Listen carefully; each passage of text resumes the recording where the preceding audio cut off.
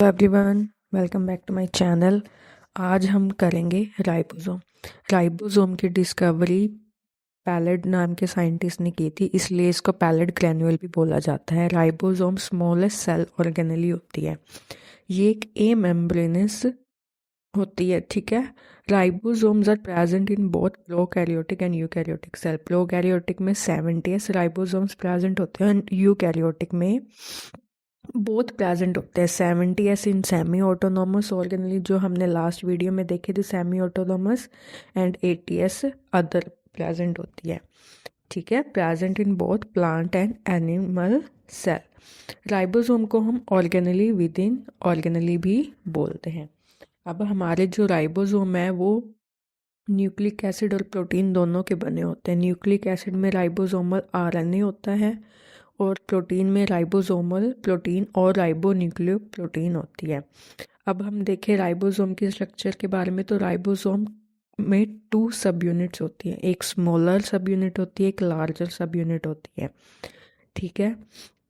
ये अलग अलग प्रेजेंट होती है, लेकिन फिर ये एसोसिएशन हो जाती है इनकी प्रोटीन फॉर्मेशन के टाइम, और उसके बाद ये डिसोसिएट हो जाती हैं, ठीक है। तो और इसकी एसोसिएशन और डिसोसिएशन के लिए हमें Mg2 पॉजिटिव आयन की ज़रूरत होती है। ये इंपॉर्टेंट क्वेश्चन है, पूछा जाता है कि किसकी रिक्वायरमेंट होती है एसोसिएशन और डिसोसिएशन के लिए, तो Mg2 पॉजिटिव आयन। ये हो गई राइबोसोम की स्ट्रक्चर। इसके बाद आता है टाइप ऑफ राइबोसोम। राइबोसोम की टाइप होती है। इन प्रोकैरियोटिक में 70s राइबोसोम होती है। ये 2 सब यूनिट्स में होती है, 30s and 50s. 50s is larger subunit.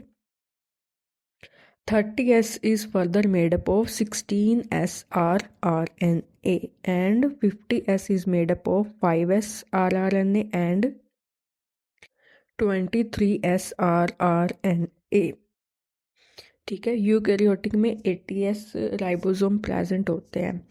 80s further 2 units का होता है। 40s स्मॉलर यूनिट होती है एंड 60s लार्जर यूनिट होती है। 40s is further made up of 18s rRNA और 60s 3 सब यूनिट्स का होता है, 5s 5.8s and 28s rRNA।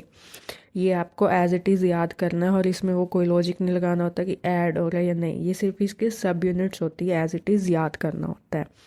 अब यहाँ पे बार बार एस आ रहा है। एस होता है स्वेडबर्ग यूनिट, या ये सेडिमेंटेशन कॉफिशेंट भी होता है। Sedimentation coefficient direct measure of density and size का होता है, ठीक है। ये हो गया सारा। इसके बाद जो राइबोसोम होते हैं वो प्रोकैरियोटिक में पॉलीसोम होते हैं, यानी कि एक mRNA पे बहुत सारे राइबोसोम्स प्रेजेंट होते हैं। लेकिन यूकैरियोटिक में 70s और रफ एंडोप्लाज्मिक रेटिकुलम और आउटर न्यूक्लियर मेम्ब्रेन पे जो राइबोसोम प्रेजेंट होते हैं वो 80s होते हैं।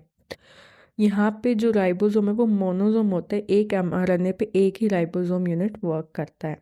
ये सारी राइबोसोम की डिटेल हो गई है। इसके बाद हम इसके फंक्शन देखते हैं कि राइबोसोम का मेन वर्क होता है प्रोटीन सिंथेसिस में, और राइबोसोम को देखने के लिए हमें स्टेनिंग की ज़रूरत पड़ती है। इसके लिए हम टोलोडिन ब्लू डाई को यूज़ करते हैं, ठीक है। ये सारा है फुल राइबोसोम। आप इसको एनसीईआरटी में देखो और उसके बाद देखो, ये फुल डिटेल है, ठीक है। Thank you so much for watching. Bye bye.